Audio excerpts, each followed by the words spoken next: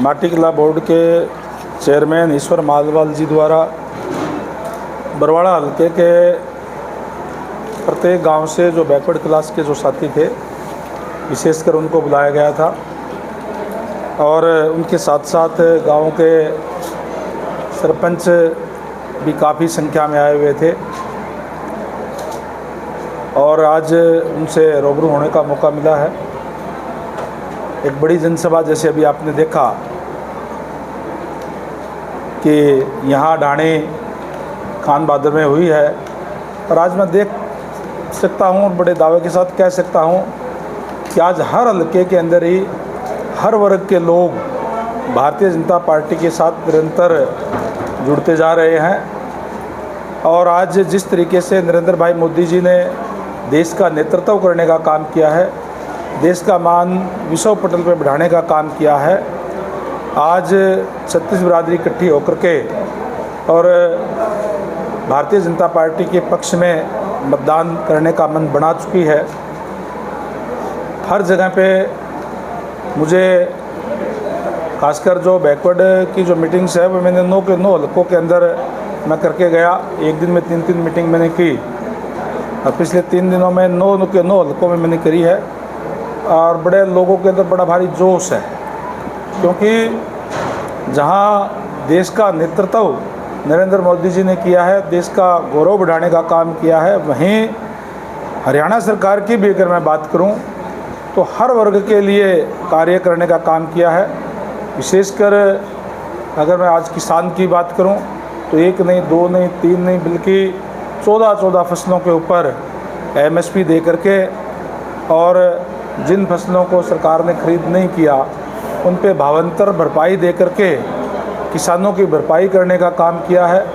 वहीं आज मैं जो बैकवर्ड क्लास की अगर मैं बात करूं तो बैकवर्ड क्लास के साथ भूपेंद्र सिंह हुड्डा के राज के अंदर सबसे ज़्यादा अन्याय हुआ, क्योंकि बैकवर्ड जब भी कोई भी बैकवर्ड क्लास की वैकेंसीज निकलती थी तो मान लो कोई 50 वैकेंसी है तो 5-6 लेकर के बाकी एक छोटी सी लाइन लिख देते थे कि योग्य उम्मीदवार ना मिलने के कारण ये पद रिक्त छोड़े जाते हैं, बैकलॉग छोड़ दिया जाता था और उनके बच्चों को जो मेहनतकश बच्चे हैं, जो मेहनतकश लोग हैं, जो सारे के सारे हाथ से काम करने वाले लोग हैं, चाहे कोई खेती का काम करते हैं, चाहे कोई दुकानदारी का काम करते हैं, कोई कारपेंटर का करते हैं, कोई लोहे का करते हैं, कोई कपड़े सिलने का करते हैं, कोई बर्तन बनाते हैं, यानी काम हाथ से करने वाले लोग योग्य व्यक्तियों को उन्होंने अयोग्य घोषित करने का काम किया।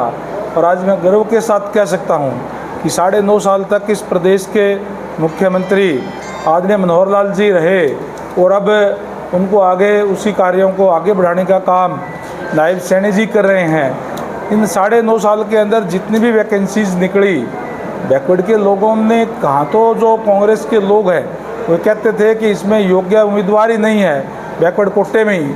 आज बैकवर्ड कोटा पूरा करके और बच्चे टॉप में जाकर के जनरल के अंदर भी अपना स्थान बना रहे हैं। तो इस तरीके की व्यवस्था करने का काम किया है और ख़ासकर जो BCA है जिसको मोस्ट बैकवर्ड कहते हैं उसको और सम्मान देते हुए जो पंचायती राज के अंदर 8% आरक्षण देने का काम किया है, जिससे हर ब्लॉक के अंदर उनके सरपंच भी बनेंगे, हर ज़िले के अंदर जिला परिषद के मेंबर, हर ब्लॉक के अंदर ब्लॉक समिति के मेंबर बनेंगे।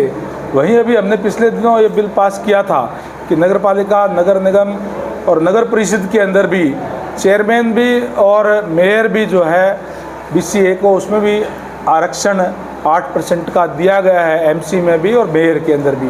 यानी कि जो वंचित वर्ग है उनको आगे ला करके और आज उनको सम्मान देने का काम भारतीय जनता पार्टी ने किया है। और आज इसीलिए हर वर्ग के लोग आज भारतीय जनता पार्टी के साथ जुड़ रहे हैं। और मैं दावे के साथ कह सकता हूं कि पिछली बार हमने इस हिसार सीट को लगभग 3.5 लाख वोटों से जीता था। इस बार 4 लाख से भी ज़्यादा वोटों से यहाँ हमारा कैंडिडेट चौधरी रणजीत सिंह जी है वो जीतेगा। कैंडिडेट के स्तर पे भी अगर मैं कहूँ तो जो कैंडिडेट कांग्रेस का कैंडिडेट है उसको भी लोगों ने पहले देखा हुआ है। 2004 के अंदर जब वो MP बना था तब किस तरीके से लोगों को एक नाम उनका पड़ा हुआ है थापी मार, केवल थापी मारना और केवल झूठ बोलना, केवल उनका जो है ये काम रह गया था।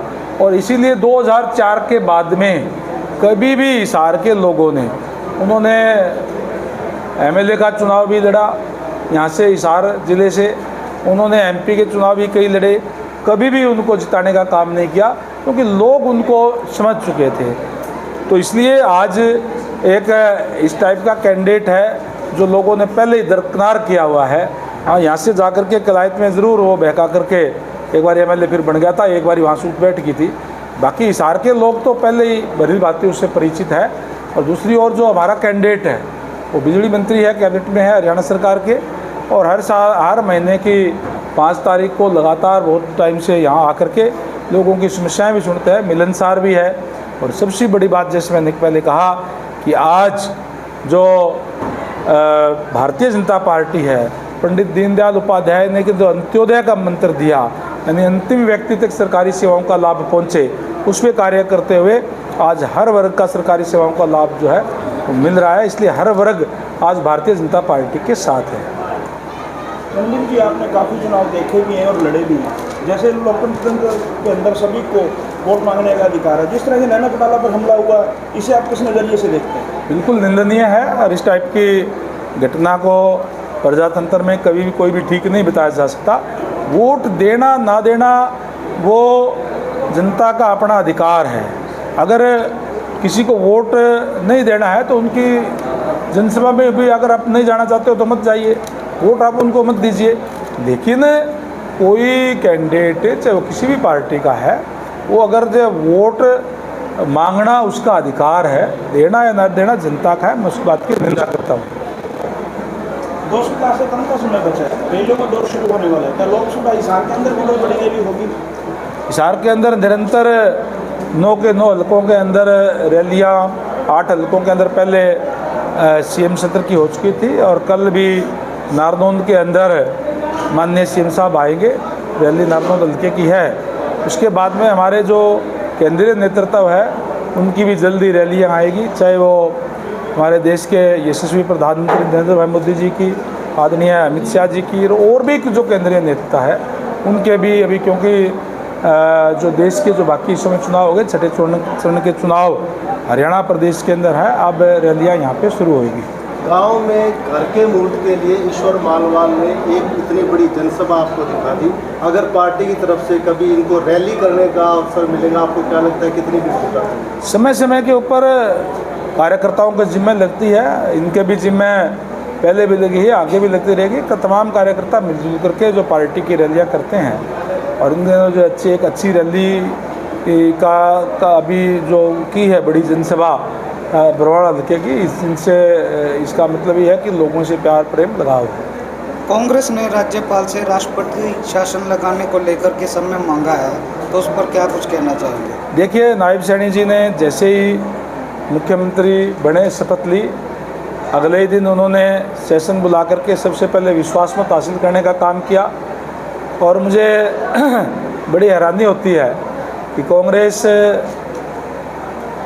भी और कांग्रेस के नेता भूपेंद्र सिंह हुड्डा जी भी कभी तो जजपा से कहते हैं कि वो भी लिखित में देने का काम करें। जब वो लिखित में देते हैं तो यूँ कहते हैं कि उन पे मुझे विश्वास नहीं है।